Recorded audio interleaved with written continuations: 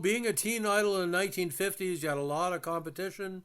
Conway Twitty, Elvis Presley, even Little Richard. But this guy, boys, he rose like a phoenix, stayed in our minds for many years as an actor and performer, and 2024 marked his 68th year in the entertainment industry, but unfortunately he has left us at the young age of 88. If you grew up in the 50s and 60s, you're going to be bad news today, ladies and gentlemen. The great James Darren has passed away again at the age of 88. Known by his stage name James Darren, born James William Ercolani, he was an American TV and film actor, TV director, and singer. During the late 50s and early 60s, he made notable starring and supporting roles in films including Gidget, where he played Moondoggie, and its sequels, the Gene Krupa story. In its sequels. He also was in the Gene Krupa story, All the Young Men, The Guns of Navarone, which was a breakout role, and Diamond Head. As a teen pop singer, he achieved hit singles including Goodbye Cruel World in 1961. He later became more active in TV, starring as Dr. Anthony Newman in the science fiction series The Time Tunnel. He appeared in a regular role of Officer James Corrigan in T.J. Hooker from 83 to 86, and had a recurring role of the lounge singer Vic Fontaine in Star Trek Deep Space Nine. Now, born in Philadelphia, he was of Italian descent, and he grew up in South Philly. Now, he wanted to be an actor and studied in New York City with Stella Adler for a number of years. Born in 1936, he was on the cusp of the great era. He would also occasionally sing, although he later said, I wasn't really a singer. I was a kid in Philly whose dad would take him to bars and nightclubs, and I would get up and sing 2 songs. He was discovered by a talent agent and casting director Joey Selznick after he got some photographs taken by Marie Seymour to show potential agents. Columbia eventually signed Darren to a long-term contract in July 1956, and the rest is history. His first film, the B-movie Rumble the Docks, was such a success for him. He got a lot of fan mail, second only at the studio to Kim Novak. Now, according to City TV News through the AP, he did also ignite what was called the surfing craze of the 1960s when he was paired off as a beach boy with Sandra Dee in his hit film Gidget. Now, Darren, according to reports, died in his sleep in an LA hospital. His son, Jim Murray, told news outlets, and of course everybody knows Jim Murray for his great career as a journalist on Inside Edition for the last 4 decades. Murray told a Hollywood Reporter that Darren was supposed to have an aortic valve replacement, but it was too weak for the surgery. I always thought he would pull true, his son told the Entertainment Trade, because he was so cool. He was always cool. In his long career, he acted, sang, and built up a successful behind-the-scenes career as a TV director, helming episodes of Beverly Hills 90210 and Melrose Place for Aaron Spelling. In the 80s, of course, he was Officer Jim Corrigan on T.J. Hooker. But the young movie fans of the late 50s would remember best as Moondoggie, the dark-haired surfer boy with a heart of gold, in the Smash 59 release Gidget.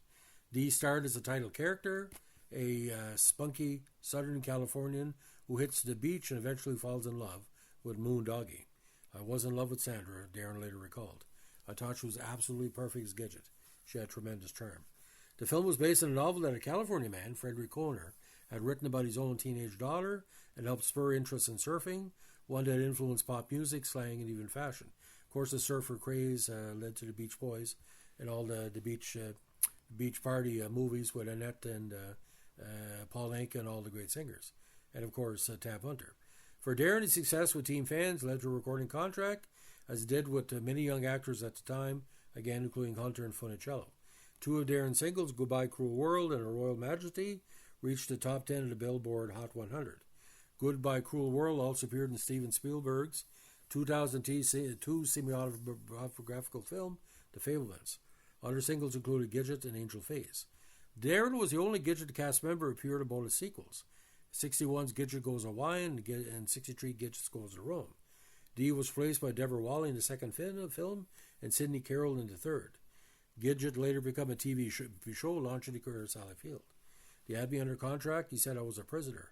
Darren told EW in 2004. But with those lovely young ladies, it was the best prison I think I'll ever be in. As a contract player at Columbia, again he appeared in numerous grown-up films, and he was again a great performance in The Guns of Navarone.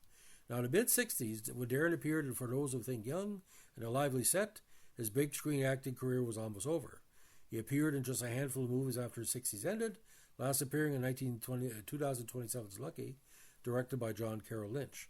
However, he moved over to TV and was a great success, appearing as a lead on a sci-fi show at a time tunnel in the late 60s and doing guest spots on The Love Boat, Y50, and Fantasy Island. Now, it was a series regular for 4 seasons on the William Shatner starring T.J. Hooker in the 80s.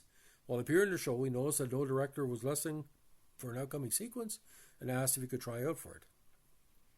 When it was shown, I got several offers to direct, he told the New York Daily News. Soon I was getting so many offers to direct, I kind of gave up acting and singing. For almost 2 years, Darren directed episodes of Walker, Texas Ranger, Hunter, Melrose Place, Beverly Hills 90210, and other series. He returned to acting in the 90s with small roles in Melrose Place, and of course as Vic Fontaine in Star Trek Deep Space Nine. Now again, he grew up in South Philly, not far from such fellow teen idols as Fabien and Frankie Avalon. Singing came to him easy, and at 14 was appearing in local nightclubs. From the age of 5 or 6, I knew I wanted to be an entertainer or famous maybe, he said in a 2003 interview with the News Press of Fort Myers. He noted that such luminaries as Eddie Fisher and Harold Martino of Godfather fame had lived in the same areas he did, a real neighborhood. He made you feel you could be successful too. According to a 1958 LA Times profile, he got a break when he went to New York to get some pictures taken, and the photographer's office put him in touch with a talent scout. Now, he married his first wife, Gloria, in 1955, and together had Moray, who has been an award-winning Inside Edition correspondent and former CNN anchorman. After divorce, he married Evie Norland, who came to the U.S. as a Danish entry in the Miss Universe contests. He had 2 sons, Christian and Anthony. He was also the godfather of Nancy Sinatra's daughter, A.J. Lambert.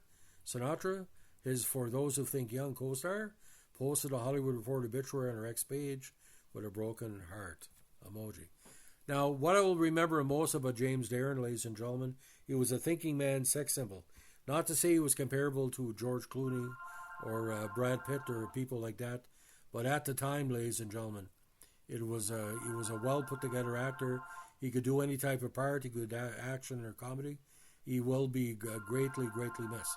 So, ladies and gentlemen, if you like what we're doing here with our tribute podcast, let us know with a like, comment, subscribe, or share. And if you go on YouTube, check out the James Darren archives. You'll be glad you did. Bye.